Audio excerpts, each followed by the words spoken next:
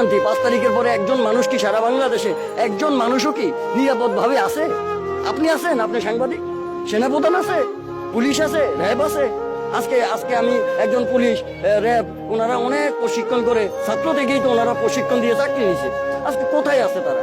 তাদের সামনে যদি আঙ্গুল তুলে আমি কথা বলি, আমি একজন সাধারণ মানুষ, আজকে তাদেরকে স্যার বলা হয় না তো? আজকে তাদেরকে বলা হয় হ্যাঁ আপনি এটা করবেন না কেন? আমি ছাত্র, আমার করতে হবে এটা, বাধ্যতামূলক। উনি কি করে? চেয়ার ছেড়ে দেয়, বাবা তোমরা করো এটা। কারণ যেই দেশে বাবা থেকে সন্তান বেশি বুঝবে, সেই দেশ কখনো উন্নত হইতে পারবে না। যোগ্য ব্যক্তিকে যোগ্য চেয়ার যদি আপনি না দেন, অযোগ্য ব্যক্তি দিয়ে কি দেশ চলবে? আরে আমি তো এখানে এখানে এই ব্যবসা করি, আল্লাহ তো আমাকে ওই যে কি, আমি তো এমন না কৃষিকাজ করতে পারবো, কারণ কৃষিকাজ করার জন্য তো আমার প্রশিক্ষণ দরকার আছে, দেশ চালানোর জন্য প্রশিক্ষণ দরকার আছে। আপনি যে দেশ চালাইছে, ঠিক আছে, হ্যাঁ তার ভুল ত্রুটি থাকতে পারে, তাকে আপনি বিতাড়িত করে তো সমাধান হবে না, তাকে আনতে হবে, টেবিলে আনতে হবে। আপনি কি করছেন দোষ গুণ সবকিছু ধরে তারপরে তার বিচার হবে। হ্যাঁ আপনি যদি তারে আমি আমি আমি চোর, আমি যদি চুরি করি, আমি পালিয়ে গেছি, গেলে তো আপনি আমাকে ধরতে পারবেন না।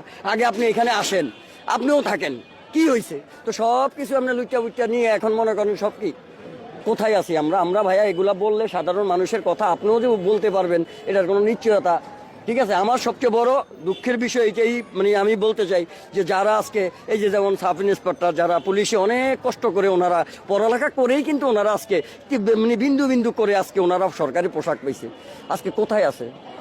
আজকে মানে প্রশাসনের লোকের তাকে ল্যাংটা করে মারতেছে, তাকে কলার ধরতেছে, তার হ্যান্ডকাপ নিয়ে যাচ্ছে।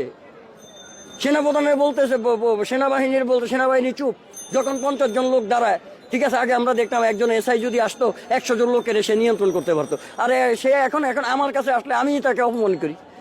সে কি এখানে এমনিই আসছে? সে পড়ালেখা করে, চাকরি করে, তারপরে মেধাবৃত্তি করে, প্রশিক্ষণ দিয়ে তারপরে এখানে আসছে। আমাকে যদি আজকে আপনি পুলিশের চাকরি দেন, আমি কি পুলিশের চাকরি করতে পারবো? কারণ আমার তো প্রশাসন, আমি তো প্রশিক্ষণ প্রাপ্ত না। আমি আমি আমি আগে যেই কোনো কাজে, যেমন আজকে আপনি সাংবাদিক, আপনিও তো এখানে আসছেন অনেক বিন্দু বিন্দু করে আজকে এই মাইকটা আমার সামনে ধরছেন, আপনার জায়গায় তো আমি যেতে পারবো না। তাহলে যে যে জায়গায় আছে সে তাকে সেই জায়গায় মূল্যায়ন করাটা বেস্ট, ঠিক আছে। এইটাই আমরা বলবো, আর কি বলবো? অনেক কথা, এই কথা বললে তো আর শেষ হবে না।